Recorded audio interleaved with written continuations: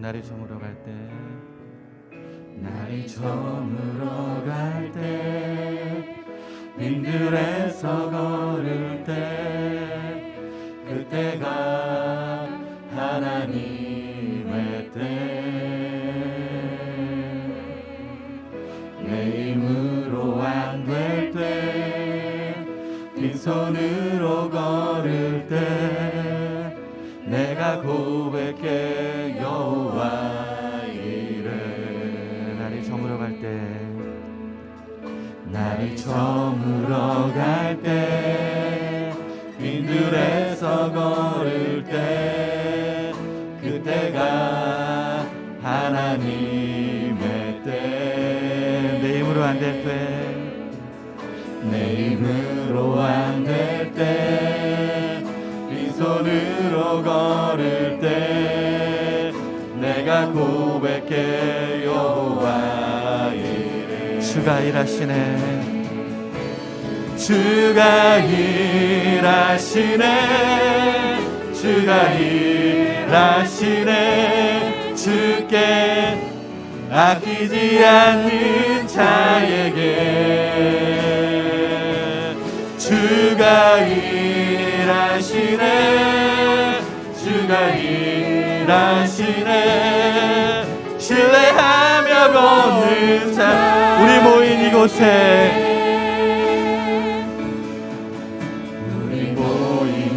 이곳에 주님 함께 계시네.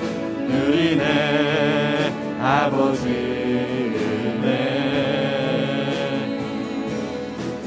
적은 떡과 물고기 내 모든 걸 드릴 때, 모든 걸 드릴 때, 모두 고백해 여호와 이래. 여호와 이래. 주가 일하시네.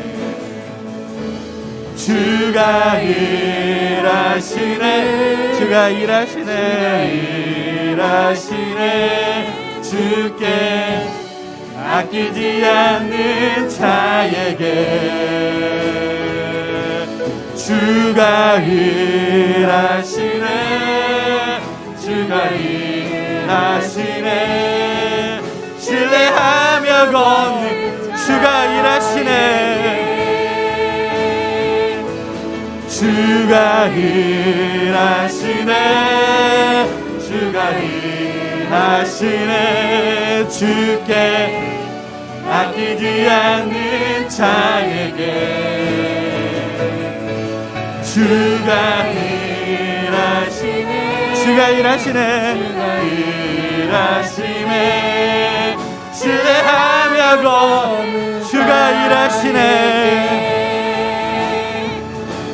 주가 일하시네.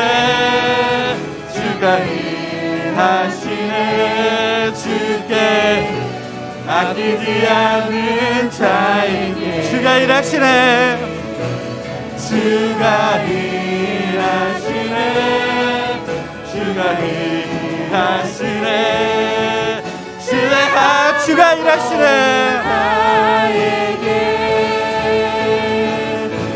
주가 일하시네. 주가 일하시네. 주께 아끼지 않는 자. 주가 일하시네. 주가 일하시네. 주가 일하시네. 신뢰하며 우리 한 번 더 고백합니다. 주가 일하시네. 주가 일하시네. 주가 일하시네. 주께 아끼지 않는 자에게. 주께 아끼지 않는 자에게. 주가 일하시네. 주가 일하시네. 주가 일하시네. 신뢰하며 걷는 자에게. 신뢰하며 걷는 자에게.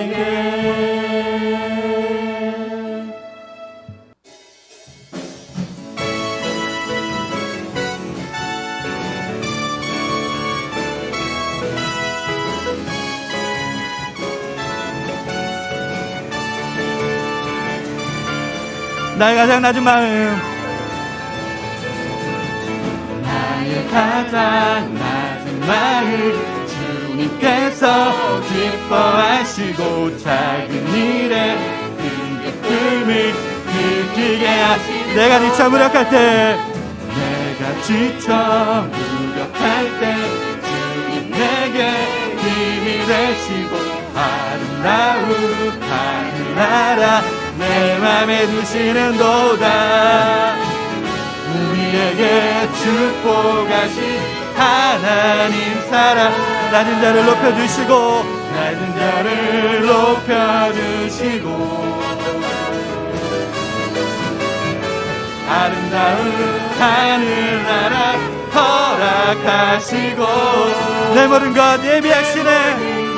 예비하시네. 찬양함의 기쁨을 감사함의 평안을 간구함의 하나님 알고 나의 가장 낮은 마음 나의 가장 낮은 마음 주님께서 기뻐하시고 작은 일에 큰 기쁨을 느끼게 하시는 내가 지쳐 내가 지쳐 무력할 때 주님 내게 힘이 되시고 아름다운 하늘나라 내 맘에 두시는도다. 우리에게 축복하신 하나님 사랑 낮은 자를 높여주시고 낮은 자를 높여주시고 아름다운 하늘나라 허락하시고 내 모든 것 예비하시네. 모든 것 예비하시네. 찬양함의 기쁨을 찬양함의 기쁨을 감사함의 평안을 간구함의 하나님 알도록 찬양함의 기쁨을 찬양함의 기쁨을 감사함의 평안을 간구함의 하나님 알도록 찬양함의 기쁨을 찬양함의 기쁨을 감사함의 평안을 간구함의 하나님 알도록 찬양함의 기쁨을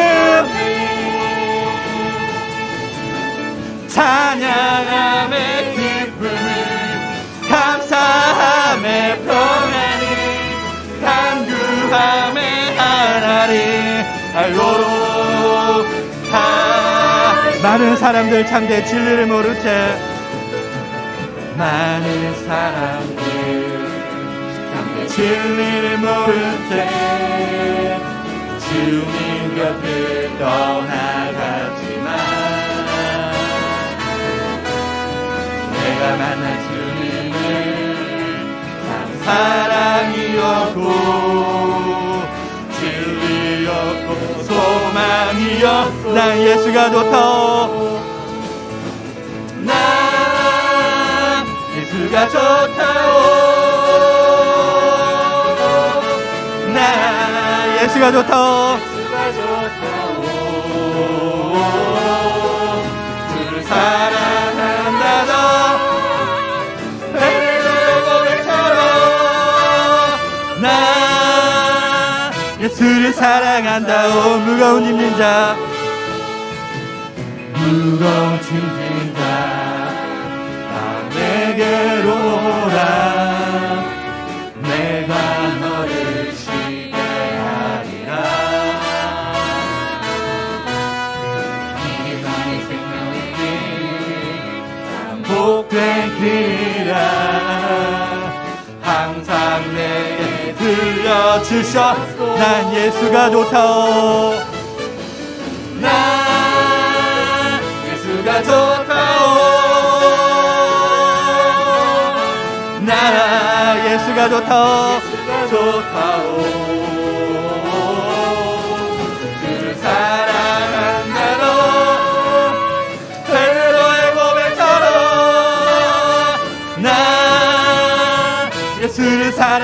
좋다오 형제자매여 형제자매여 참된 행복을 찾거든 예수님을 만나보세요 그분으로 인하여 참 평안을 얻으며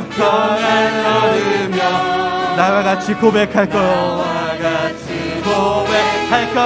난 예수가 좋다오 나 예수가 좋다오 나 예수가 좋다오 주를 사랑한다로 베드로의 고백처럼 난 예수를 사랑한다 예수를 사랑한다 난 예수가 좋다오 나 예수가 좋다오 난 예수가 좋다오 나 예수가 좋다오 주를 사랑해 베드로의 고백처럼 난 예수를 사랑한다 난 예수가 좋다오 나 예수가 좋다오 나 예수가 좋다오 주를 사랑한다도 베드로의 고백처럼 나 예수를 사랑한다오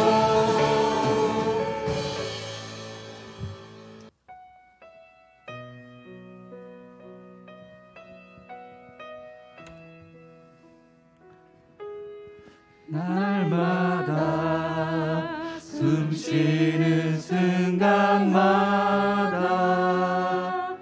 내 앞에 어려운 일 보내 주님 앞에 이 몸을 맡길 때 슬픔 없네 두려움 없네 주님의 그 자비로운 손길 항상 좋은 것 주시도다 사랑스레 아픔과 기쁨을 수고와 평화와 날마다 주님 내 곁에 계셔 날마다 주님 내 곁에 계셔 자비로 날 감싸주시네 주님 앞에 이 몸을 맡길 때 힘주시 내 위로한 어린 나를 품에 안으시사 어린 나를 품에 안으시사 항상 평안을 주시도다 내가 살아 숨을 쉬는 동안 살피신다 약속 인생의 어려운 순간마다 인생의 어려운 순간마다 주의 약속 생각해보네 내 맘속에 믿음 잃지 않고 말씀 속에 위로를 얻네 주님의 도우심 바라보며 주님의 도우심 바라보며 모든 어려움 위기도다 흘러가는 순간순간마다 주의 양 인생의 어려운 순간마다 봅니다. 인생의 어려운 순간마다 주의 약속 생각해보네. 내 맘속에 믿음 잃지 않고 말씀 속에 위로를 얻네. 주님의 도우심 바라보며 모든 어려움 이기도다 흘러가는 순간순간마다 주님의 도우심 바라보며 봅니다.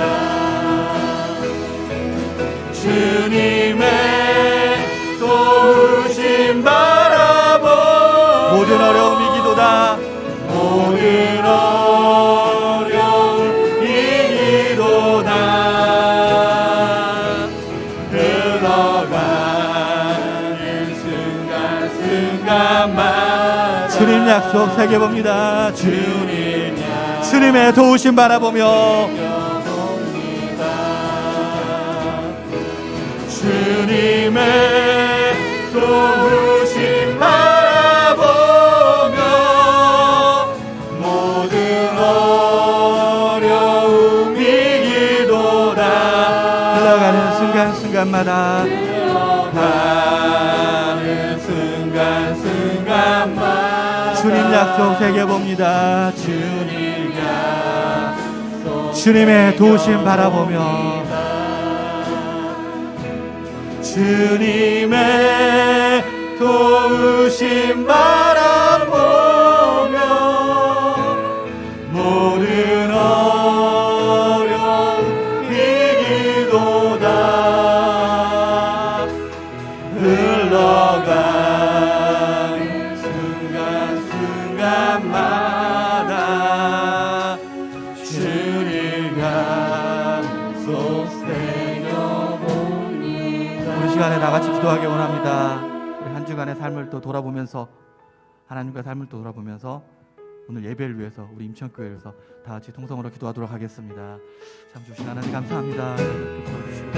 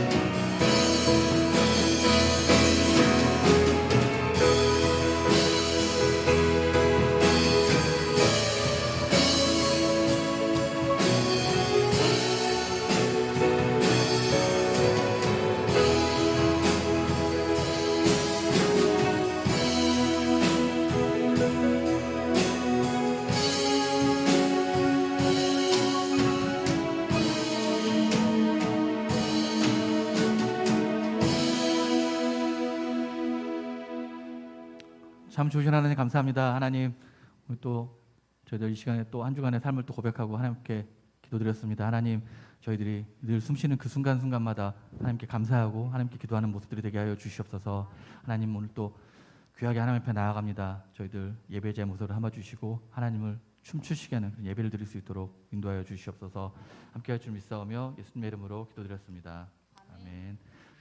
다 같이 묵도하심으로 주일 2부 예배를 하나님께 드리겠습니다.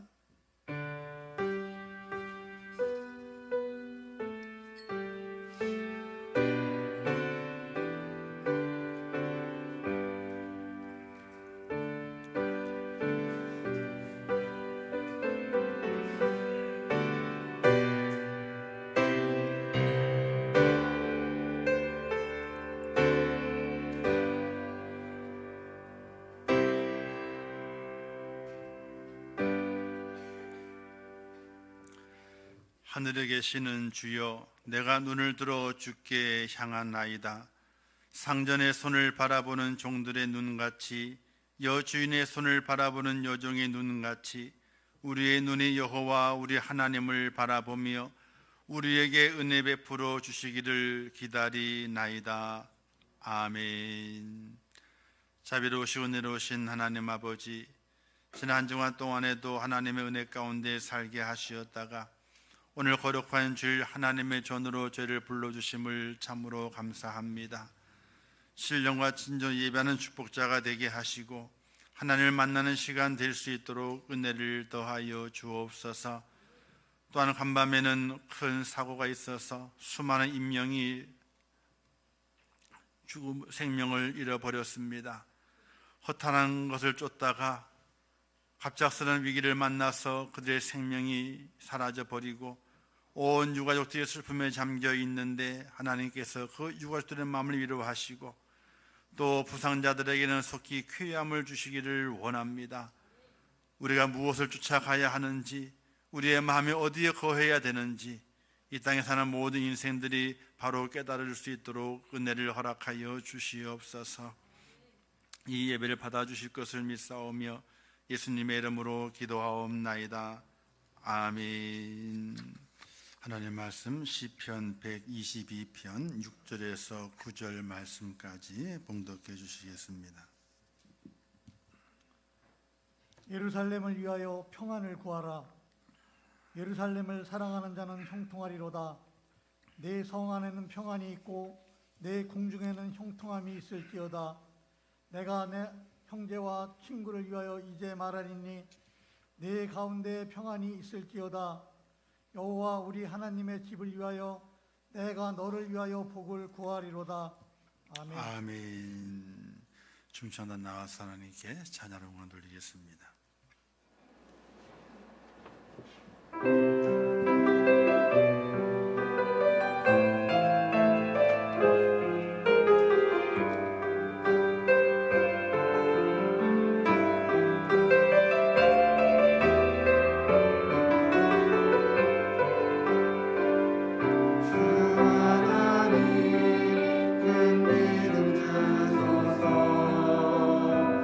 바른 길 걷도록 인도하소서.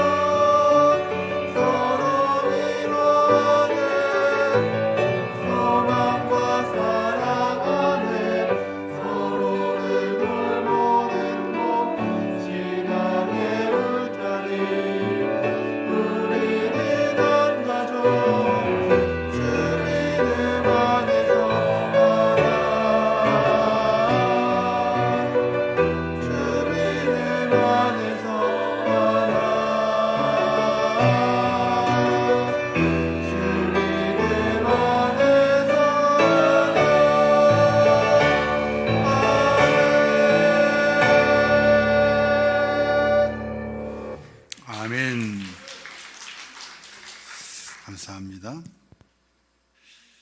이제 기도하겠습니다. 하나님 아버지, 은혜를 감사합니다. 저희를 사랑하셔서 오늘 거룩한 주일 하나님의 전으로 불러주시고 하나님의 자녀의 모습으로 아버지의 이름을 부르며 예배할 수 있도록 인도하심을 감사합니다.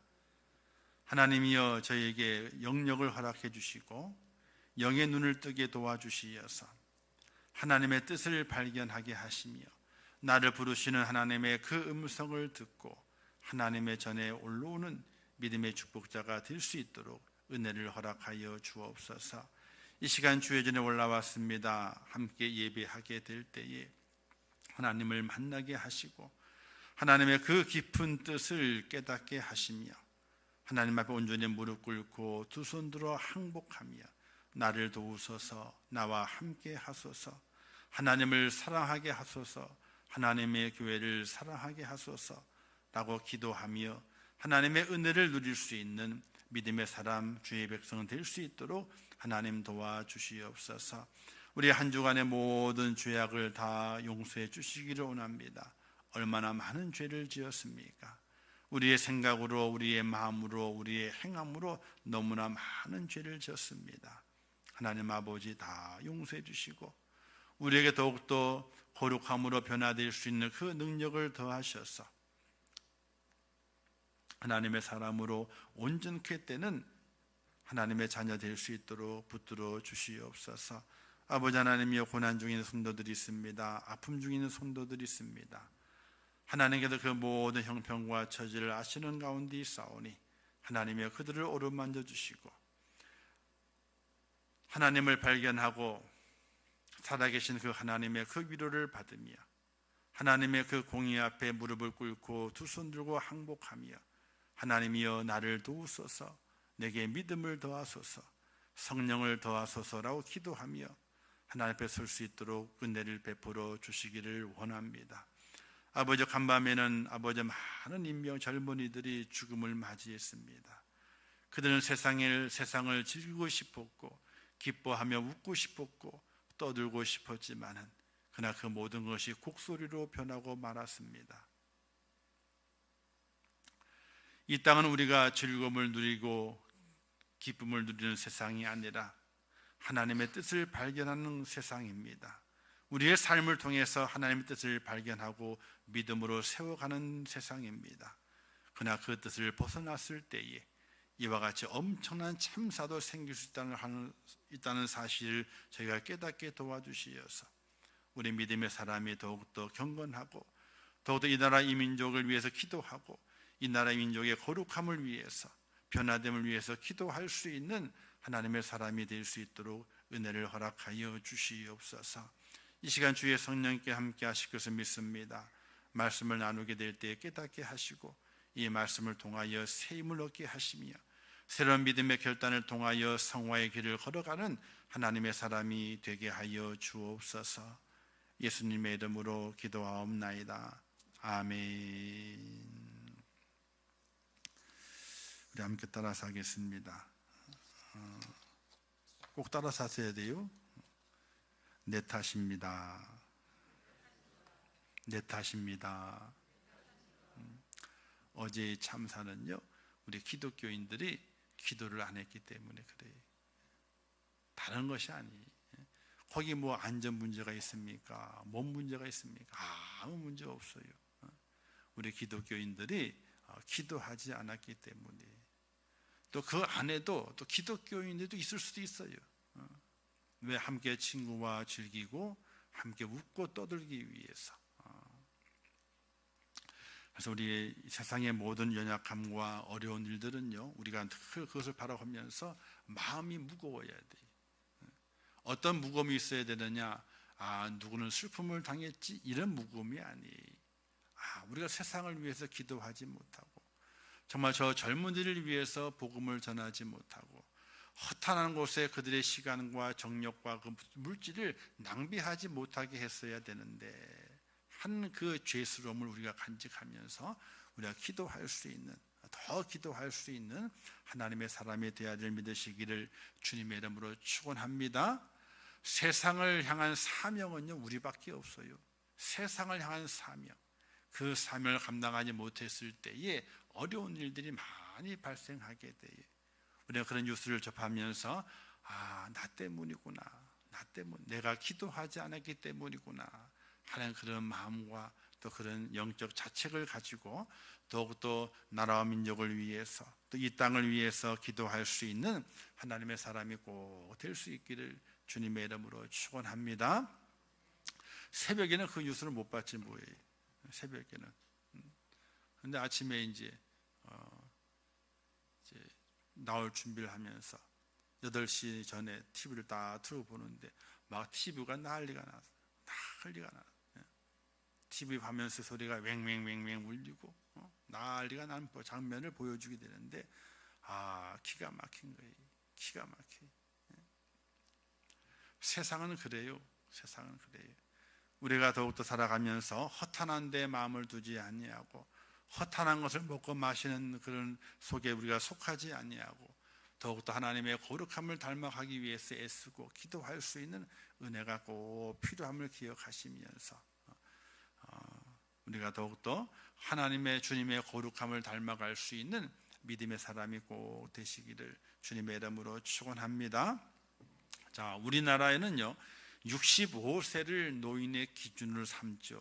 하지만 2015년도에 유엔에서 전 세계 인류의 체질과 평균 수명에 대한 연구를 통해서 사람의 평생 연령을 5단계로 나누어 가지고 보고하는 기록이 있답니다. 근데 또 찾아보니까 이게 정확하지도 않다.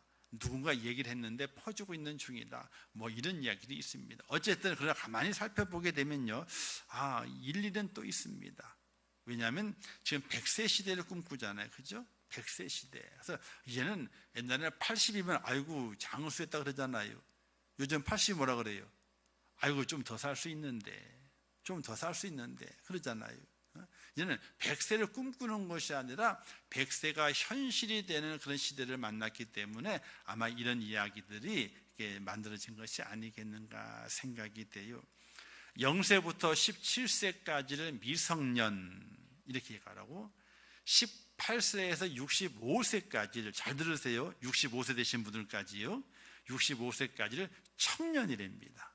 청년. 그리고 66세에서 79세까지를 중년, 그리고 80세에서 99세까지를 노년, 그리고 100세 이상을 장수노인이라. 이렇게 5개로 이제 평생 연령을 5단계로 구분을 한 내용들이 있더라고요.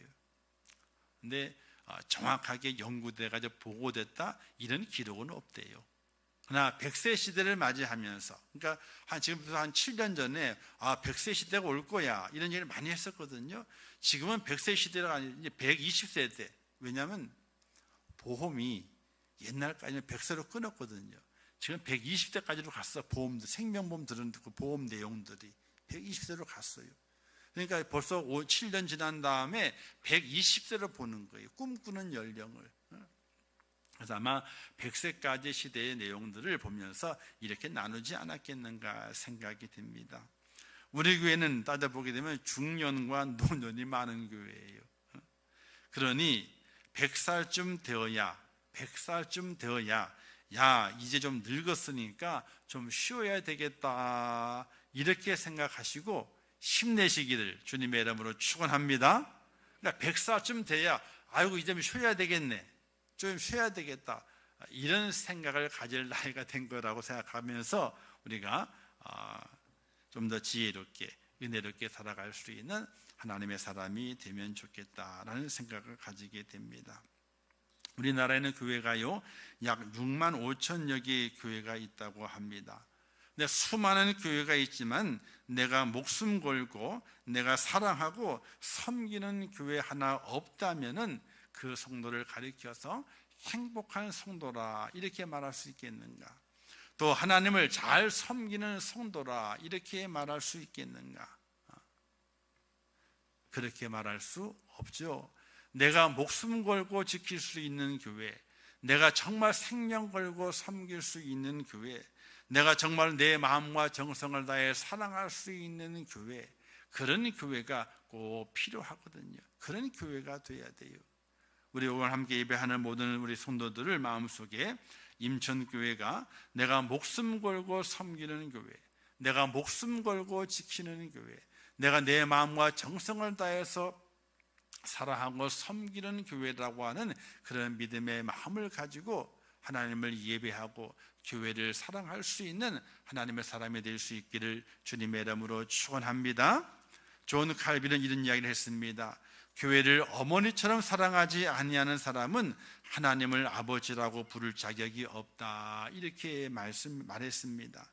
칼빈의 교회가는 어머니가 우리를 태 속에 품어 낳고 그의 가슴 속에서 우리를 기르고 보육 양육하듯이 성도들도 교회의 품에서 보호받고 성장해야 한다, 이렇게 말한 것입니다. 오늘은 사실 종교개혁 주일이거든요. 10월 달을 종교개혁의 달로 지키면서 이제 10월 마지막 주일을 종교개혁 주일로 지킵니다. 내일이 종교개혁의 날이에요. 31일이 10월 31일이 마틴 루터가 95개 조항을 걸고서 이제 종교개혁을 부르짖던 그 날이 10월 31일입니다.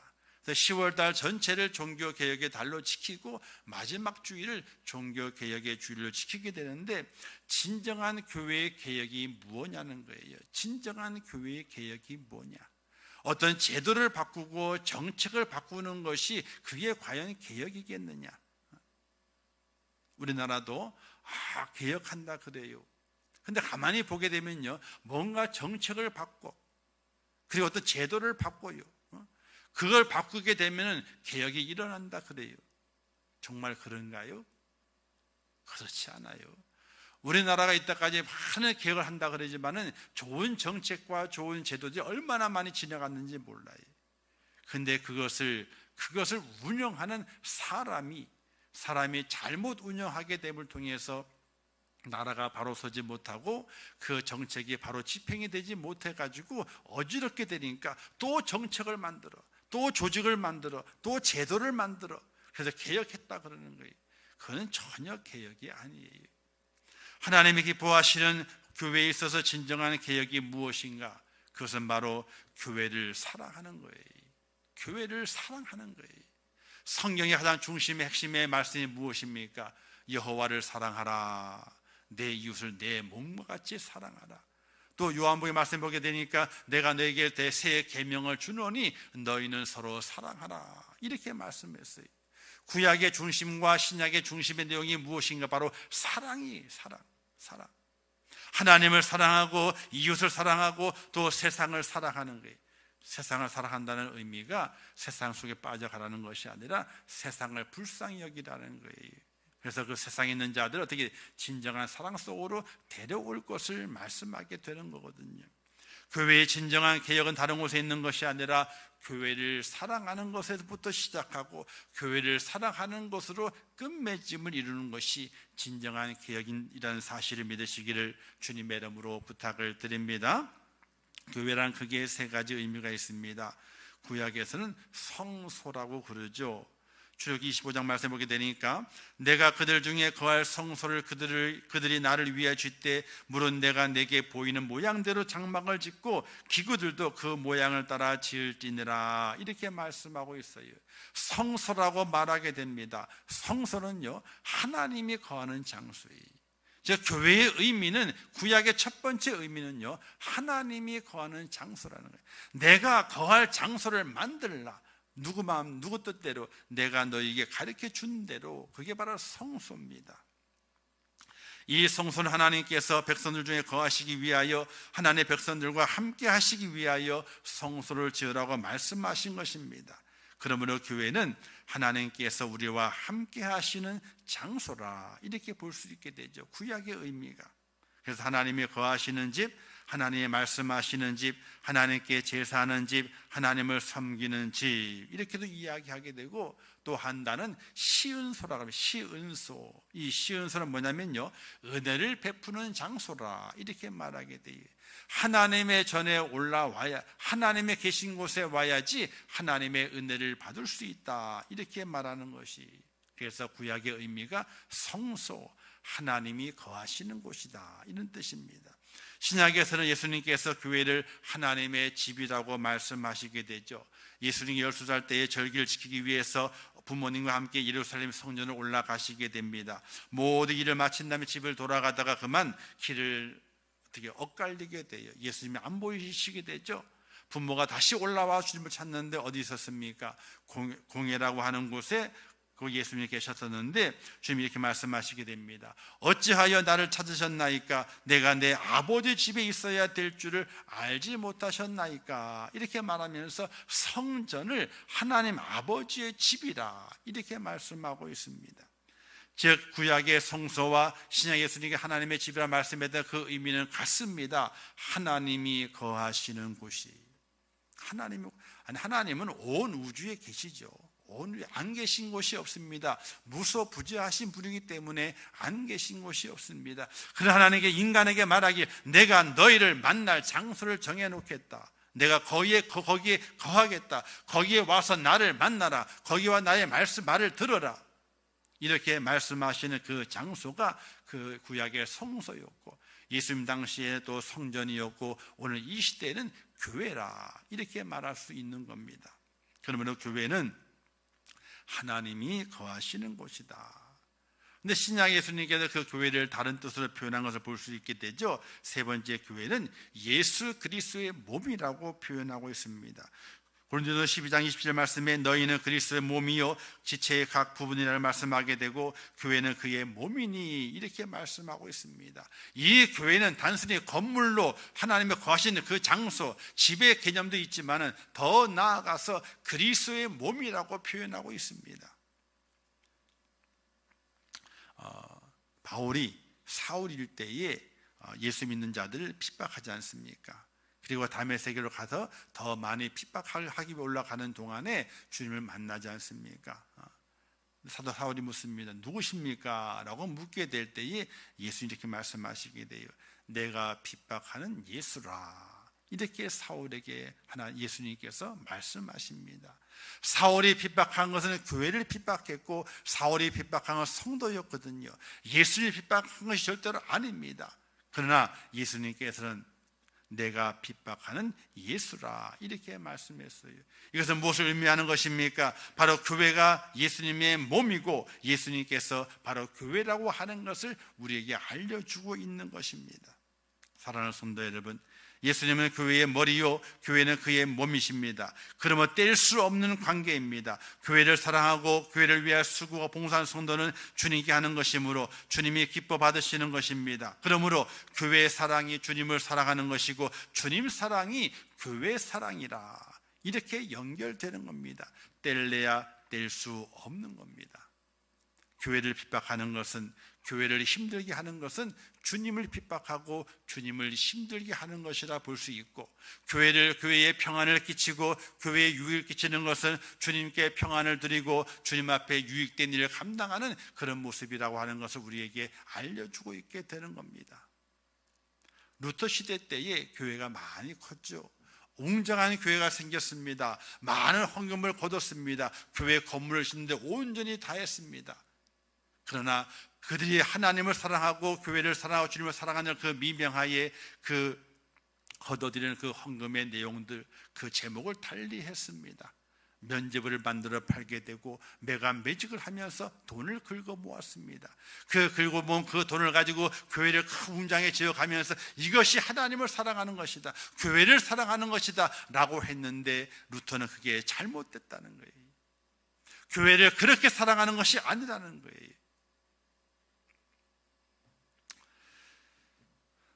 자, 교회의 의미는요, 건물의 의미가 있게 됐죠. 자, 이 건물도 교회예요. 교회당, 원래는 교회당입니다. 교회들이 모이는 장소기 때문에 교회당이라 그래야 되지만 당자를 뺐죠. 교회예요. 예루살렘 성전이 하나님의 집이었던 것처럼 이 교회도 하나님의 집입니다. 하나님이 거하시는 장소입니다. 그래서 이 건물을 사랑해야 돼요. 이 건물을 사랑해야 돼요. 또 왜 사랑해야 되느냐? 우리의 피와 같은 헌금을 들여서 이 건물을 줬잖아요. 이 교회를 사랑해야 돼요. 건물을 사랑해야 돼요. 원칙적으로는 이 건물이 교회는 아닙니다. 교회들이 모이는 장소죠. 그러나 믿음으로 피와 같은 물질을 들여서 이 건물을 지었지 않습니까? 그래서 우리가 성전이다 그러잖아요. 하나님의 거룩함이 머무는 장소라고 말하게 되는 것이죠. 이 건물을 사랑해야 돼요. 잘 사용해야 돼요. 그리고 이 건물이 이상이 없도록 잘 보존해야 돼요. 잘 관리해 나가야 돼요. 누구든지 이 건물을 사랑하고 정말 사랑의 그 마음을 가지고 이 건물이 아름답게 유지되고 또 이곳에서 예배가 진행될 수 있도록 많은 도움과 애씀을 주어야 하는 것이, 왜? 하나님의 전이니까, 하나님이 계신 곳이니까. 우리가 성경에 보게 되면은 이스라엘 백성이 바벨론의 포로를 다 잡혀갔다가 돌아왔을 때에 성전을 지으려고 합니다. 근데 성전을 못 짓게 됐죠. 포로 이후에 못 짓게 됐는데 그 성전 짓는 걸 중단하고 그리고 자기 집들을 짓기 시작했어요. 이때 선지자 나타나서 이렇게 말씀하지 않습니까? 하나님의 집은 다 허물어져 가지고 있는데 너희는 좋은 집을 짓고 있느냐? 너희 집을 짓고 있느냐? 이렇게 그들을 책망하게 됩니다. 그 책망을 이스라엘 백성은 다시 바뀌어서 이제 성전을 건축하게 됩니다. 그 성전이 제2의 성전인 스룹바벨 성전이에요. 아주 아담합니다. 크지 않습니다. 화려하지 않습니다. 그러나 이스라엘 백성들이 자기 집 짓는 것을 그만두고 깨달음을 가져서 그 성전을 잘 보수해서 하나님께 제사 드릴 수 있는 그 성전으로 만든 것을, 그 성전이 스룹바벨 성전입니다.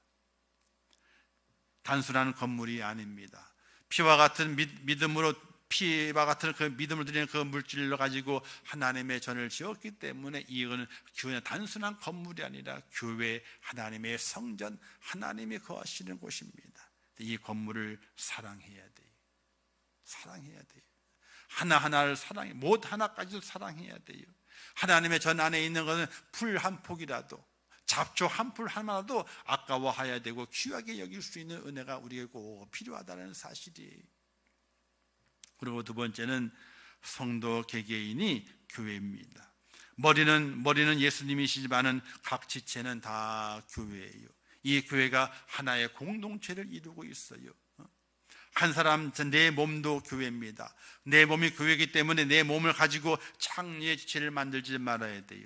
거룩하고 아름답게 보존될 수 있는 그 지체로 만들어 가야 돼요. 더러움을 묻히는 것이 아니에요. 죄를 묻혀가는 것이 아니에요. 내 몸이 하나님 앞에 거룩하게 되도록 내 몸을 잘 간수하고 보존해야 돼요.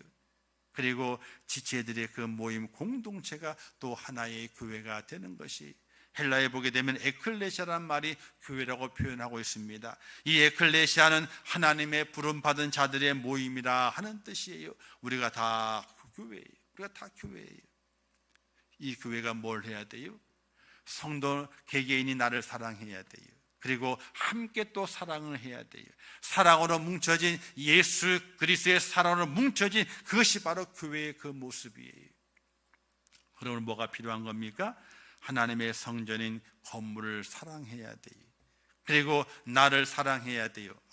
나는 하나님의 은혜 가운데 선택받은 하나님의 사람이지, 내가 하나님의 교회지, 그 교회인 나를 사랑해야 돼요.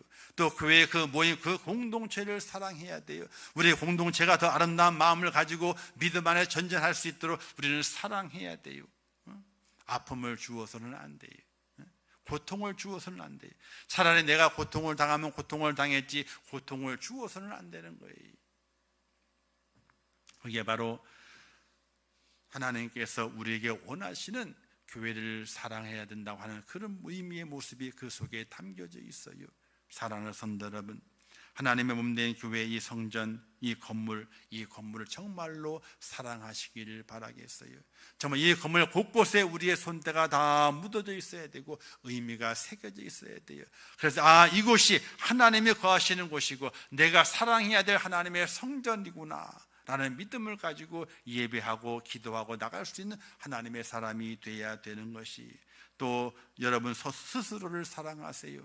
세상에 내어주지 마세요. 하나님의 거룩함을 꼭 붙잡으세요. 사탄의 밥으로 내어주지 마세요. 하나님의 성령을 내 안에 모시면서 하나님, 제가 하나님의 성전입니다. 거룩함을 감당하고 성화되어 가면서 하나님의 그 영화의 자리까지 갈 때까지 내 영과 혼과 몸이 거룩하게 보존되기를 원합니다 하고 나를 사랑해야 돼요. 그리고 하나님의 지체들이 모인 공동체를 사랑해야 돼요. 공동체를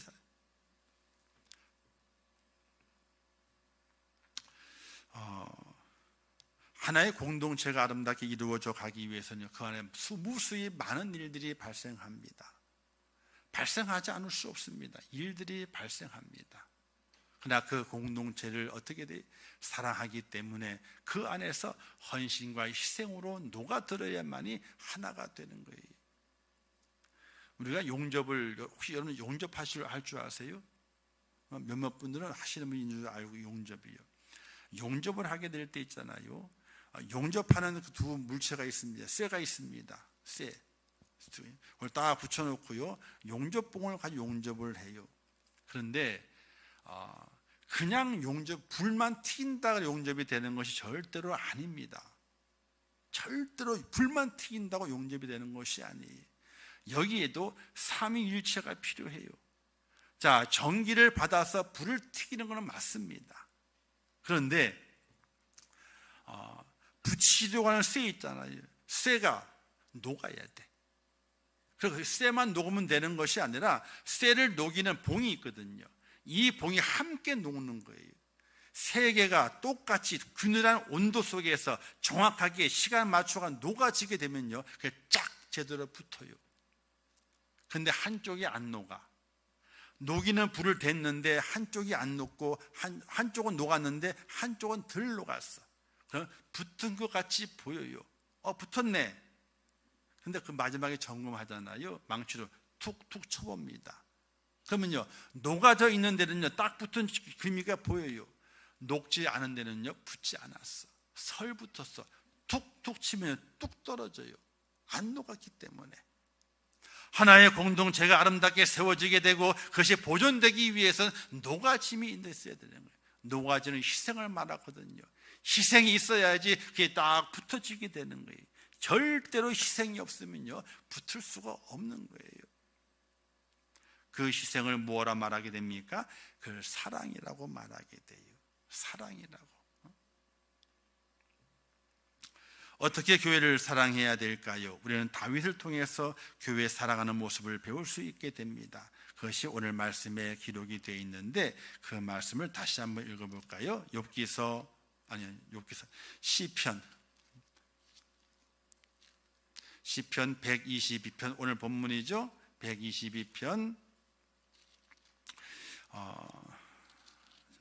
제가 넘겨서 122편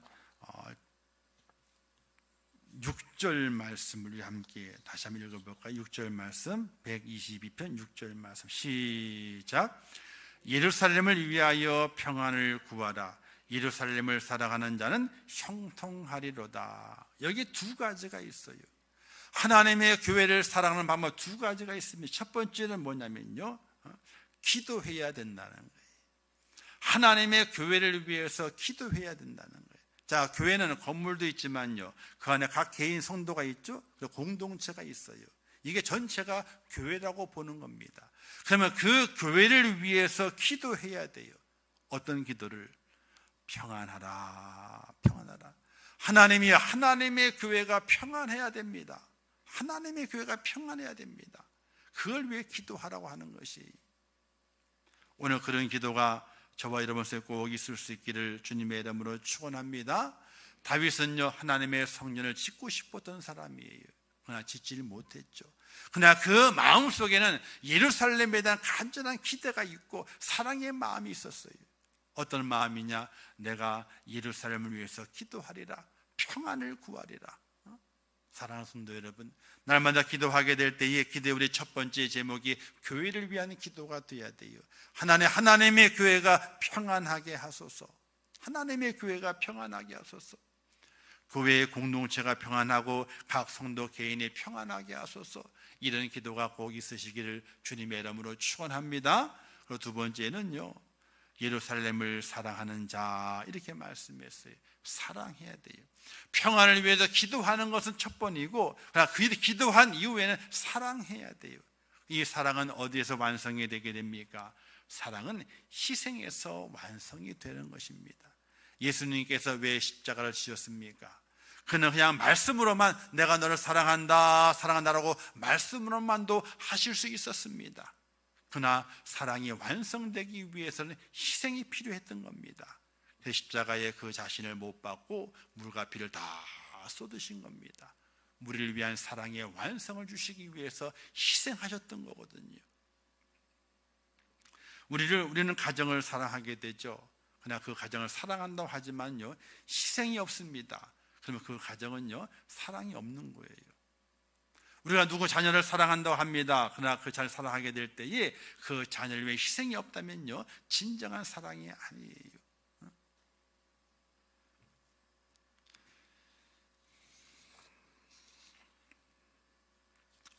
우리는 교회를 위해서 기도해야 됩니다. 교회의 평안을 위해서 기도해야 되죠. 또 교회를 사랑해야 됩니다.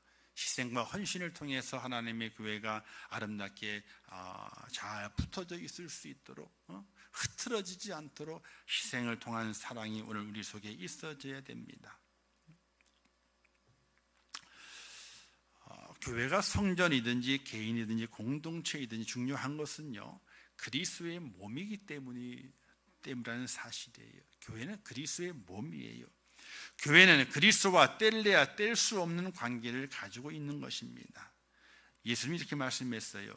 교회는 그의 몸이니 만물 안에서 만물을 충만하게 하시는 이의 충만입니다. 이렇게 말씀했어요.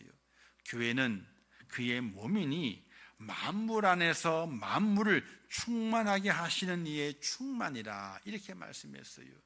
이 얘기는 뭐냐면요, 둘 중에 하나가 없으면 교회와 예수, 그죠? 교회와 예수님 둘 중에 하나가 없으면 온전할 수 없다는 거예요. 예수님은 세상의 모든 것을 가진 충만입니다. 그러나 예수님 하면 한 곳에 빈 공간이 있습니다. 허전함이 있습니다. 그 허전한 공간을 무엇을 채울 수 있는가? 교회로 채울 수 있는 거예요. 예수님은 다 가지셨어요. 절대 부족함이 없으신 분입니다. 그러나 마음 한 구석에는요, 뭔가 빈 마음이 있어요. 빈 공간이 있어. 늘 다 가지셨지만 늘 그 마음이 허전해요. 허전한 그 공간이 있는데 그 공간을 채울 수 있는 것은 바로 교회가 채울 수 있다는 거예요. 이런 이야기가 있습니다. 엄마를 잃은 5살짜리 어린아이가 있습니다. 이 아이 아빠는요, 부자예요. 그래서 엄마를 잃은 그 딸에게 다 해주려고 그래요. 좋은 방도 꾸며주고, 인형도 장난감도 다 좋은 유모도 붙여주고, 다 붙여주려고 그래요. 이 아이는 집에서 셀 수 없이 많은 인형을 갖고 있어요. 좋은 걸 다 가지고 있어요.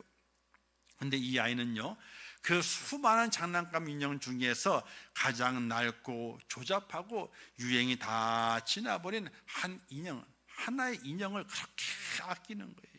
너무 아끼는 거예요.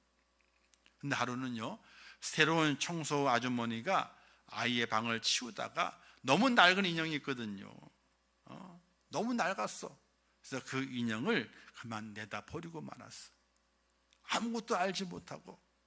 그날 오후 아이가 집에 돌아왔을 때 그 인형을 찾습니다. 하지만 그 인형을 벌써 청소차 실려가지고 있잖아요. 버려지는 곳으로 가버리고 말았어요. 아이는 엉엉 울기 시작합니다. 온 가족이 나서서 아이를 달래보지만 울음소리만 커지고 울다가 지쳐가지고 기절할 정도까지 이르게 되는 그런 형국을 맞이했어요. 집안 사람들은 이 아이가 왜 이러는지 아무도 알지 못했습니다. 그래도 울다가 기절하는 그 아이를 그냥 둘 수 없어서 온 식구들이 쓰레기 집화장으로 몰려갔어요. 쓰레기더미를 뒤지기 시작한 겁니다. 그리고 한참 만에 고생 끝에 인형을 찾아냈어요. 근데 그 인형은 쓰레기 더미에 또 얹혀 있었으니까 그 인형은 더 더러워졌습니다. 더 망가졌습니다. 더 쾌쾌한 냄새가 더 많이 납니다. 근데 그 인형을 아이에게 딱 주었을 때 그 아이가 그 인형을 딱 받으면서 울음을 그치고 그 인형 가슴에 꼭 껴안는 거예요. 나중에 알고 보니 그 인형은요, 얼마 전에 하늘나라로 가는 그 아이의 엄마가 병상에서 그 아이를 위해서 직접 만들어준 인형이었어요. 교회가 예수님에게 이 아이의 인형과도 같은 존재입니다. 볼품없습니다. 허물투성입니다. 실수투성입니다. 그러나 이 교회는요, 무엇으로 채울 수 없는 예수님의 빈 공간을 채울 수 있는 유일한 것이에요. 그 아이에게 그 허름한 그 인형이 유일한 것이었던 것처럼 예수님의 마음을 채울 수 있는 것은 바로 이 허물투성, 실수투성이고 죄 많은 이 교회들이 모인 죄 많은 백성들이 모인 이 교회가 예수님의 그 빈 마음, 허전한 마음을 채울 수 있는 유일한 것이었음을 오늘 우리가 깨닫게 될 때에, 오늘 우리가 주님의 그 마음을 채울 수 있는 것이 교회인데 이 교회를 어떻게 해야 할 것인가? 교회를 위해서 기도해야 되겠구나. 교회를 정말 사랑해서 교회다운 교회로 만들어 가야 되겠구나. 이런 마음의 결단과 각오를 가질 수 있는 하나님의 사람이 된다면 종교개혁이 필요가 없습니다. 왜 종교개혁이 필요합니까? 교회를 위해서 기도하는 성도가 많은데, 정말로 진심으로 교회를 사랑하는 성도가 많은데, 희생과 헌신을 통해서 이 교회가 주님의 그 빈 공간을 채울 수 있는 교회가 되기 위해서 애를 쓰고 수고하는 성도가 많은데 종교개혁이 왜 필요하겠습니까? 오늘의 종교개혁은 이겁니다. 교회를 위해서 기도하라. 그 교회를 사랑하라. 이것이 이루어지게 될 때에 우리는 종교개혁을 이루는 축복자가 되면서 하나님의 칭찬을 받는 하나님의 사람이라는 사실을 믿으시기를 주님의 이름으로 축원합니다.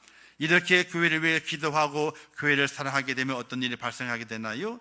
형통하게 된다, 이렇게 말합니다. 온 집안과 일터가 다 잘 된다, 이렇게 말씀하고 있습니다. 또 평안하게 된다, 이렇게 말씀하고 있어요. 사랑하는 성도 여러분, 평안을 원하십니까? 그 형통하기를 원하십니까? 그럼 하나님의 교회를 위해서 기도하는 개혁자가 되시고 하나님의 교회를 헌신과 희생을 통해서 사랑할 수 있는 그런 개혁자가 되어서 우리의 삶의 평안과 형통의 축복을 받는 하나님의 사람으로 굳게 세워지시기를 주님의 이름으로 축원합니다. 기도하겠습니다. 하나님 아버지, 은혜를 감사합니다. 저희를 사랑하셔서 오늘 이 시간을 불러주시고 주 앞에 세워주신 아버지 하나님, 종교개혁주의를 저희가 지킵니다. 종교개혁이 일어났습니다. 그 이유는 어디에 있습니까? 하나님의 교회를 바르게 사랑하지 못하였기 때문에, 하나님의 교회를 위하여 기도하지 못하였기 때문에 부패와 또 죄가 넘쳐났던 것이 그 시대의 모습이었습니다. 오늘 이 시대에도 종교개혁이 필요합니다. 그러나 제도가 바뀐다고, 정책이 바뀐다고 개혁이 일어나는 것이 절대로 아닙니다. 교회를 위해서 기도하는 이가 많아지게 될 때에, 교회를 위해서 교회를 사랑하는 이가 많아지게 될 때에 하나님의 교회는 바로 설 수 있고 하나님의 주님의 그 빈 공간을 채워드릴 수 있는 교회가 될 수 있습니다. 하나님이여, 이 시대에 바른 종교개혁자가 되게 도와주시어 기도하게 하시고 교회를 사랑하게 도와주시옵소서. 예수님의 이름으로 기도하옵나이다. 아멘.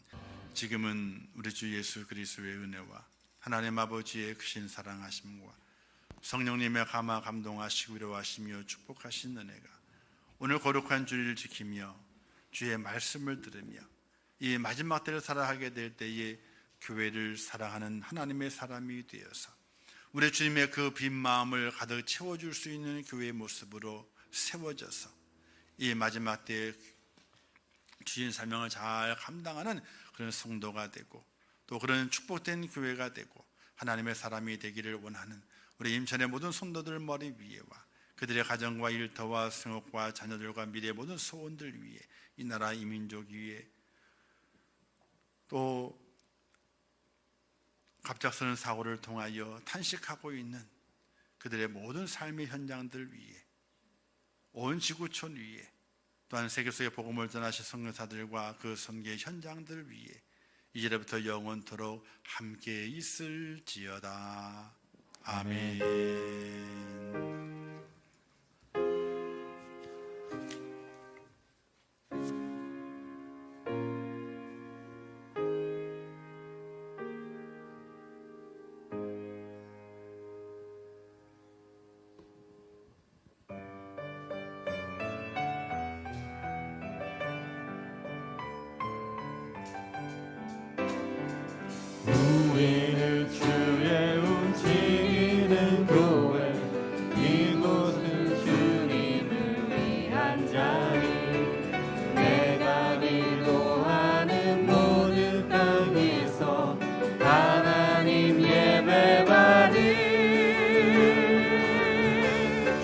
나를 고대하네. 나의 노래로 주님의 성전을 지으리. 높임을 받으소서. 이스라엘 찬송 중 거하신 주님은 거룩하십니다. 두 손 들어 주님의 보좌를 만들고 만나에 경배하리. 날개 사이에 임하신 것처럼 내 위에 임하소서. 하나님 우리가 이 뜻에 섰으니 이 땅을 치유하소서. 하나님 우리가 어디에 있든지 주를 높이리라. 열방들아 주님을 송축할지어다. 그 발 아래 입 맞추라. 영원한 통치자 주 예수 그리스도 그는 위대하신 왕.